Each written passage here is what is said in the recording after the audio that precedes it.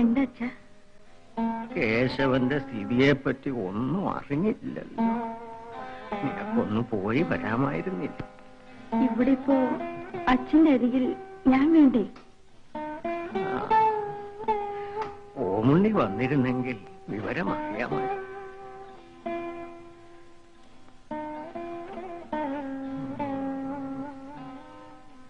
അച്ഛൻ എന്താ ആലോചിക്കുന്നത്? ഒന്നുമില്ല, ഉണ്ണിയെ പറ്റി വിചാരിക്കുകയായിരുന്നു. നന്ദിനി കുട്ടിയെ സംബന്ധം ചെയ്ത് ഉണ്ണിക്ക് ഇവിടെ തന്നെ കഴിയാമായിരുന്നു.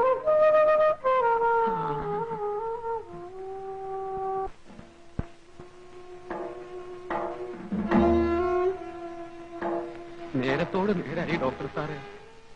എന്റെ കേശവൻ. നിങ്ങൾ അത് വിധം പറഞ്ഞ് ആനയെ വരട്ടരുത്, നാട്ടുകാരെ പരിഭ്രാന്തരാക്കരുത്. ആ വൈദ്യുതി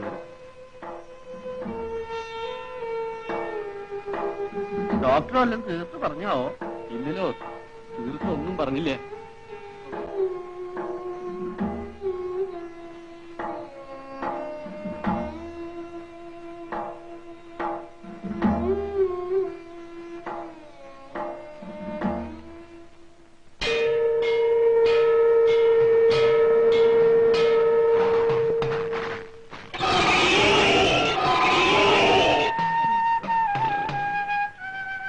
കണ്ടോ എന്റെ മോൻ ഗുരുവായൂരപ്പനെ നോക്കി വന്നിക്കുന്നത്?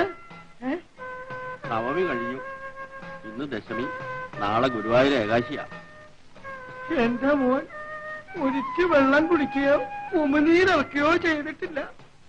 വരും അച്ഛനാരെ, ഇങ്ങനെ സങ്കടപ്പെട്ടാലും നമുക്ക് അങ്ങോട്ട് മാറിയിരിക്കാം. നാളെ ഗുരുവായൂർ ഏകാശിക്ക് എഴുന്നള്ളിപ്പിന് ഇവൻ മതിൽക്കകത്തുണ്ടാവും. നോക്കിക്കോളൂ, അവന്റെ സൂക്കേടെല്ലാം ഭേദമാവും. അവിടെ ഇരിക്കും.